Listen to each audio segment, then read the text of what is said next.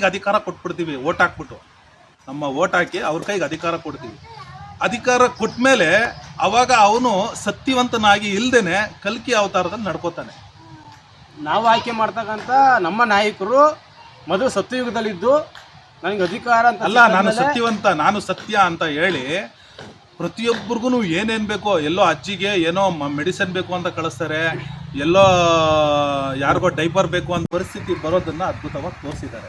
ಇಲ್ಲ, ನನ್ನ ಪ್ರಕಾರ ಕಲಿಕೆ ಮಾಡೋದೇ ಸರಿ ಅಂತ ಅನ್ಸುತ್ತಲ್ಲ. ಯಾಕೆಂತಂದ್ರೆ ಬಹಳಷ್ಟು ಜನ ಅಧಿಕಾರಕ್ಕೋಸ್ಕರ, ಆಸೆಗೋಸ್ಕರ, ಆಮಿಷಕ್ಕೋಸ್ಕರ ಏನು ಕೆಲಸ ಪರಿಸ್ಥಿತಿ ಬರೋದನ್ನ ಅದ್ಭುತವಾಗಿ ತೋರಿಸಿದ್ದಾರೆ.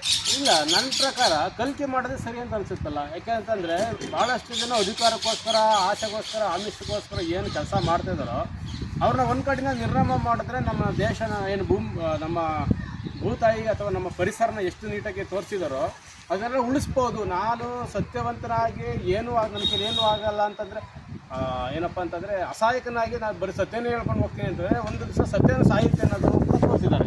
ಹೌದು. ಸೊ ಹಾಗಾದ್ರೆ ನಿಮ್ಮ ಪ್ರಕಾರ ಸತ್ಯವಾಗಿ ಇರಬೇಕಾ ಅಥವಾ ಕಲಿಕೆ ಆಗಿರಬೇಕಾ? ಪ್ರಜೆಯಾಗಿ, ಒಬ್ಬ ವ್ಯಕ್ತಿಯಾಗಿ ಸತ್ಯವಾಗಿ ಇರಬೇಕು, ವಿಚಾರವಂತನಾಗಬೇಕು, ಪ್ರಜ್ಞಾವಂತನಾಗಿ ಆಲೋಚನೆ ಮಾಡಿ ನಾನು ಓಟ್ ಹಾಕ್ತಾ ಇರೋ ವ್ಯಕ್ತಿ ನನ್ನ ಕೆಲಸಗಾರ ಅಂತ ತಿಳ್ಕೊಂಡು ನಾನು ಜವಾಬ್ದಾರಿ ತೊಗೊಂಡು ಅವನ ಹತ್ರ ಕೆಲಸ ಮಾಡಿಸ್ಕೊಂಡಾಗ ಮಾತ್ರ ಇಲ್ಲಿ ಕಲ್ಕಿನೂ ಇಲ್ಲ, ಈ ಕಡೆ ಸತ್ಯನೂ ಎರಡಕ್ಕೂ ಮಧ್ಯೆ ನಿಂತ್ಕೊಂಡು ನಾವು ಈ ನಿಜವಾದ ಸತ್ಯನ ಅರ್ಥಕೋಬೇಕಾಗಿರೋದೇನೆ ಒಂದು ಒಳ್ಳೆ ವಿಚಾರ ಧಾರೆಯಾಗಿ ಬರಬೇಕು ಅನ್ನೋದು ನನಗೆ ಆಲೋಚನೆ ಬಂತು ಸಿನಿಮಾ ನೋಡ್ತಾ. ಸೊ ಸ್ನೇಹಿತರೆ, ನಿಮ್ಮ ಕಡೆಯಿಂದ ನನ್ನೊಂದು ಪ್ರಶ್ನೆ ನೋಡೋಣ, ನಿಮ್ಗೆ ಈ ಪ್ರಶ್ನೆ ಹುಟ್ಟಿರ್ಬೋದು. ಸೊ ಒಂದು ಫಸ್ಟಾರ್ಧದಲ್ಲಿ ತುಂಬ ಚೆನ್ನಾಗಿರ್ತಾರೆ, ಸತ್ಯವಾಗಿರ್ತಾರೆ.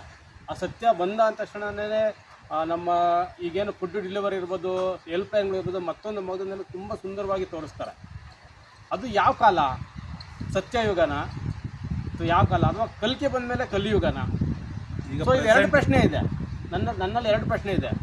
ಸತ್ಯವಾಗಿ ಇದ್ದಿದ್ದರೆ ಯಾವುದು ಕೂಡ ಏನೂ ಆಗ್ತಾ ಇರಲಿಲ್ಲ ಸಮಸ್ಯೆ. ಅಲ್ಲಿ ಒಂದು ಹುಟ್ಟಾಕಕ್ಕೆ ಒಂದು ಸಮಸ್ಯೆ ಏನೋ ಒಂದು ಬರುತ್ತೆ, ಒಂದು ಕಾರಣ ಬರುತ್ತೆ, ಮೂಲ ಕಾರಣ. ಅದು ನೀವೇನಾದ್ರು ಅಬ್ಸರ್ವ್ ಮಾಡಿದ್ದೀರಾ? ಸತ್ಯಯುಗ ಅನ್ನೋದು ಕ್ಲೋಸ್ ಆಗಿ, ಸತ್ಯ ಅನ್ನೋ ಒಂದು ಕ್ಯಾರೆಕ್ಟರ್ ಕ್ಲೋಸ್ ಆಗಿ ಕಲಿಕೆಯನ್ನು ಥರ ಬರಬೇಕು ಅಂದಾಗ ಅಲ್ಲೊಂದು ಮೂಲಭೂತವಾಗಿ ಏನೋ ಒಂದು ದೊಡ್ಡದಾದ ಪ್ರಶ್ನೆ ಹುಟ್ಕೋಬೇಕಲ್ಲೇ, ಒಂದು ಸಮಸ್ಯೆ ಹುಟ್ಕೋಬೇಕು. ಆ ಸಮಸ್ಯೆ ಏನು ಅಂತ ನೀವು ಫಿಲಮಲ್ಲಿ ಅಥವಾ ಸಾಮಾಜಿಕವಾಗಿ ನಮ್ಮ ಪರಿಸರದಲ್ಲಿ ನೀವೇನು ಗಮನಿಸಿದ್ದೀರಾ? ಖಂಡಿತ. ನೋಡಿ, ನಮ್ಮ ರಾಜಕೀಯ ನಾಯಕರುಗಳು ಸ್ಟಾರ್ಟಿಂಗಲ್ಲಿ ಟೆಕ್ನಾಲಜಿ ಮೂಲಕ ಪ್ರತಿಯೊಂದ್ರ ಮೂಲಕನೂ ಎಲ್ರಿಗೂ ಸಮಾಜ ಸೇವೆ ಅಂತ ಮಾಡ್ತಿರ್ತಾರೆ. ಸಮಾಜ ಸೇವೆ ಅಂತ ಮಾಡಿ ಆಮೇಲೆ ಅವ್ರಿಗೆ ನಾವೆಲ್ಲರೂ ಅವ್ರ ಕೈಗೆ ಅಧಿಕಾರ ಕೊಟ್ಬಿಡ್ತೀವಿ, ಓಟ್ ಹಾಕ್ಬಿಟ್ಟು ನಮ್ಮ ಓಟ್ ಹಾಕಿ ಅವ್ರ ಕೈಗೆ ಅಧಿಕಾರ ಕೊಡ್ತೀವಿ.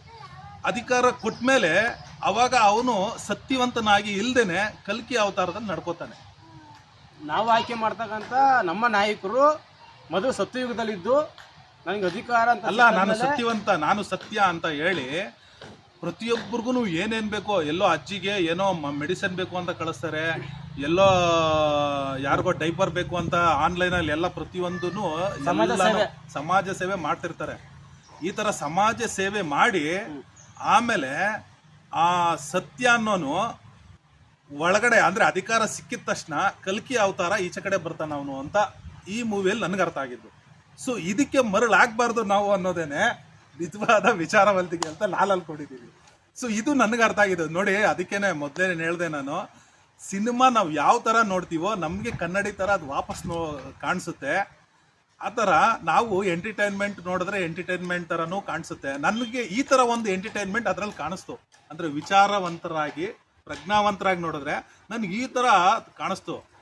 ಸಮಾಜ ಸೇವೆ, ಎಲೆಕ್ಷನ್ ಮುಂಚೆ ಸಮಾಜ ಸೇವೆ ಮಾಡೋದು, ಪ್ರತಿಯೊಬ್ಬರಿಗೂ ಒಳ್ಳೇದು ಮಾಡೋದು, ಒಳ್ಳೇದು ಮಾಡಿದ್ಮೇಲೆ ಆ ವ್ಯಕ್ತಿಗೆ ಅಧಿಕಾರ ಸಿಕ್ಕಿದ್ಮೇಲೆ ಆ ವ್ಯಕ್ತಿ ಪ್ರಜೆಗಳನ್ನ ಯಾವ ಥರ ಆಳ್ತಾನೆ ಅನ್ನೋದನ್ನ ತೋರಿಸವ್ರೆ ಅನ್ನೋದನ್ನು ಒಂದು ಆಪ್ಸೆಪ್ಟಲ್ಲಿ ಅರ್ಥ ಆಗತ್ತೆ ನನಗೆ.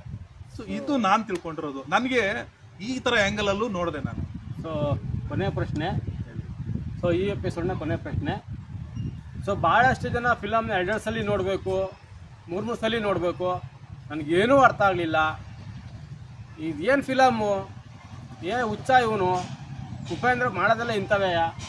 ಸೊ ಭಾಳಷ್ಟು ಜನ ಇಂಟರ್ವ್ಯೂ ಮಾಡಿದಾಗ ಸೋಷಿಯಲ್ ಮೀಡಿಯಾದಲ್ಲಿ ಭಾಳಷ್ಟು ನೀವು ನುಗ್ಳಿರ್ತೀರ. ಹೌದು. ಸೊ ಅವ್ರಿಗೆ ಯಾಕೆ ಆ ರೀತಿ ಅನಿಸಿರ್ಬೋದು, ಅಥವಾ ನಿಮಗೆ ಯಾಕೆ ಈ ರೀತಿ ಅನ್ನಿಸ್ತು? ಅಂದರೆ ಅವರು ಯೋಚನೆ ಮಾಡೋ ರೀತಿ ಸರಿ ಇಲ್ವಾ, ಅಥವಾ ಅವರೇ ಸರಿ ಇಲ್ವಾ, ಅಥವಾ ಉಪೇಂದ್ರ ಸರಿ ಇಲ್ವಾ? ಈ ಪ್ರಶ್ನೆಗೆ ನಿಮ್ಮಲ್ಲಿ ಏನಾದ್ರು ಉತ್ತರ ಇದೆಯಾ? ನನಗೆ ನನ್ನಲ್ಲಿರೋ ಕೊಳಕನ್ನ ತೋರಿಸಿದಾಗ ಖಂಡಿತ ನನಗೆ ಸಿಟ್ಟು ಬರುತ್ತೆ. ನನ್ನಲ್ಲಿರೋ ಕೊಳಕನ್ನ, ನನ್ನಲ್ಲಿರೋ ಕೆಟ್ಟದ್ದನ್ನ ಬೇರೆಯವ್ರು ಹೇಳಿದಾಗ ನಾನು ಅಕ್ಸೆಪ್ಟ್ ಮಾಡೋದಕ್ಕೆ ನನ್ನ ರೆಡಿ ಇರೋದಿಲ್ಲ. ಅದಕ್ಕೇನೆ ನಿಜವಾದ ಸತ್ಯನ ಒಳಗಡೆ ನಾನು ಇಟ್ಕೊಂಡ್ಬಿಟ್ಟು ಕಲ್ಕಿ ಅನ್ನೋ ರಾಕ್ಷಸನ್ನ ಹೊರಗಡೆ ತೊಗೊಂಡ್ಬರ್ತೀನಿ ನಾನು. ಆಮೇಲೆ ಒಂದ್ಸತಿ ಸತ್ಯ ಉಟ್ಕೋತಾನೆ. ಯಾವಾಗ ಅಂತಂದ್ರೆ ಬೇರೆಯವ್ರು ತಪ್ಪು ಮಾಡಿದಾಗ ನನ್ನಲ್ಲಿ ಸತ್ಯ ಹೊರಗಡೆ ಬರ್ತದೆ. ಅವಾಗ ನೀನು ಮಾಡಿದ ತಪ್ಪು ಅಂತ ನಾನು ಮಾತಾಡ್ತೀನಿ. ಅದೇ ನನ್ನ ತಪ್ಪಿರುವಾಗ ಕಲ್ಕಿ ಆಚೆ ಕಡೆ ಬರ್ತಾನೆ. ನನ್ನ ತಪ್ಪನ್ನ ಮುಚ್ಚಕೊಳ್ಳೋಕೆ ಕಲಿಕೆ ಹಾಕ್ತೀನಿ, ಬೇರೆ ಸತ್ಯ ತಪ್ಪನ್ನ ಎತ್ತಿಡೋಕೆ ಸತ್ಯ ಹಾಕ್ತೀನಿ. ಸೊ ಇದು ಅಲ್ಲಿ ಇನ್ನೂ ಚೆನ್ನಾಗಿ ಅದ್ಭುತವಾಗಿ ತೋರಿಸಿದ್ದಾರೆ. ಅದಕ್ಕೋಸ್ಕರನೇ ಇಲ್ಲ, ನಾನ್ ಬದಲಾದ್ರೆ ನನ್ನ ಪ್ರಶ್ನೆ ಅಲ್ಲಿ ವೀಕ್ಷಕರು ಏನ್ ಹೇಳಿದ್ರು ಅವ್ರಿಗೆ ಯಾಕೆ ಯುಎ ಫಿಲಂ ಅರ್ಥ ಆಗ್ಲಿಲ್ಲ? ಅದನ್ನೇ ನೀವೇನಾದ್ರು ಗ್ರಹಿಸಿದ್ರ? ನೀವೇನಾರು ಅದನ್ನ ಗಮನಿಸಿದೀನಿ. ಸೊ ದಯವಿಟ್ಟು ಯಾರ್ಗ್ಯಾರ್ಗ ಅರ್ಥ ಆಗಿಲ್ವೋ ನೀಟಾಗಿ ಆಚೆ ಕಡೆ ನಾನು ಫಿಲಿಂ ನೋಡ್ತಾ ಇದ್ದೀನಿ ಅನ್ನೋದನ್ನ ಬಿಟ್ಟು ಇಲ್ಲಿ ಏನ್ ನಡೀತಾ ಇದೆ, ನನ್ನ ಜೀವನಕ್ಕೂ ಇದಕ್ಕೂ ಸಂಬಂಧ ಇದೆಯಾ ಅಥವಾ ಇದು ಫಿಲಿಮು ಅಂತ ಖಂಡಿತ ನೋಡಬೇಡಿ. ನಮ್ಮ ಸಮಾಜದಲ್ಲಿ ಈಗಿನ ಪರಿಸ್ಥಿತಿಯಲ್ಲಿ ರಿಯಾಲಿಟಿಯಲ್ಲಿ ಏನು ನಡೀತಾ ಇದೆಯೋ ಅದಕ್ಕೂ ಫಸ್ಟ್ ಹೋಲಿಕೆ ಮಾಡಿ. ರಾಜಕೀಯ ನಾಯಕರುಗಳು ಎಲೆಕ್ಷನ್ ಮುಂಚೆಗಡೆ ಯಾವ ಥರ ಆ ಸತ್ಯ ಪ್ರತಿಯೊಬ್ಬರಿಗೂ ಹೆಲ್ಪ್ ಮಾಡ್ತೇನೆ ಅದನ್ನ ನೋಡಿ. ಅದೇ ಥರ ಈ ಹೀರೋಯಿನ್ ಕ್ಯಾರೆಕ್ಟ್ರು ಅಂದರೆ ನಿಮ್ಮಲ್ಲಿ ಇರೋವಂಥ ಸತ್ಯ ನಿಮ್ಗೆ ಬೇಕು, ಅದನ್ನ ಅದೇ ಥರ ಆಗಬೇಕು. ಆದರೆ ನಿಮ್ಗೆ ಹೇಳೋಕ್ಕೆ ಧೈರ್ಯ ಇಲ್ಲ. ಧೈರ್ಯ ಮಾಡ್ಕೊಳ್ಳಿಲ್ಲ ಅಂದರೆ ನೀವು ಸತ್ತೋಗ್ತೀರಿ ಅನ್ನೋದನ್ನು ಹೀರೋಯಿನ್ ನಂದಿನಿ ಕ್ಯಾರೆಕ್ಟರ್ ಮೂಲಕನೂ ತೋರಿಸಿದ್ದಾರೆ. ಈ ಥರ ನಾವು ಓಪನ್ ಮೈಂಡ್ ಮಾಡಿಕೊಂಡು ದಯವಿಟ್ಟು ಹೋಗಿ ನೋಡಿ, ನಿಮ್ಗೆ ತುಂಬ ಈಸಿಯಾಗಿ ಅರ್ಥ ಆಗ್ಬಿಡುತ್ತೆ. ನಾನು ಫೋಕಸ್ ಮಾಡಿದಾಗ ಇದು ನನ್ನ ಒಂದು ಅನಿಸಿಕೆ. ಥ್ಯಾಂಕ್ ಯು ಸರ್, ತಮ್ಮ ಅನಿಸಿಕೆಗಳನ್ನ ಹಂಚ್ಕೊಂಡಿದ್ದಕ್ಕೆ. ಸೊ ವೀಕ್ಷಕರೇ, ಇನ್ನೊಬ್ಬ ಪ್ರಜೆಯ ಜೊತೆಗೆ ಇದೇ ಪ್ರಜಾಕಟ್ಟೆ ಯೂಟ್ಯೂಬ್ ಚಾನಲಲ್ಲಿ ನಿಮ್ಮ ಮುಂದೆ ಸಿಗ್ತೀನಿ. ಅಲ್ಲಿವರೆಗೂ ಈ ಚಾನಲ್ನ ಪ್ರಜೆಗಳಿಗೋಸ್ಕರ ಮಾಡಿರೋದು. ದಯವಿಟ್ಟು ಎಲ್ಲರೂ ಕೂಡ ಸಬ್ಸ್ಕ್ರೈಬ್ ಮಾಡ್ಕೊಳಕ್ಕಿದ್ರೆ ಮಾಡ್ಕೊಳ್ಳಿ, ಇಲ್ಲಾಂದರೆ ಬೇಡ. ನಾವೇನು ಮಾಡ್ಕೊಳ್ಳೇಬೇಕು ಅಂತೇನು ಕೇಳಲ್ಲ. ಒಳ್ಳೆಯ ವಿಚಾರಕ್ಕೋಸ್ಕರ ಎಲ್ಲರೂ ಕೂಡ ಕಾಯ್ತಾ ಇರಿ. ಮುಂದಿನ ಎಪಿಸೋಡಲ್ಲಿ ಸಿಗ್ತೀನಿ. ಅಲ್ಲಿವರೆಗೂ ನಮಸ್ಕಾರ.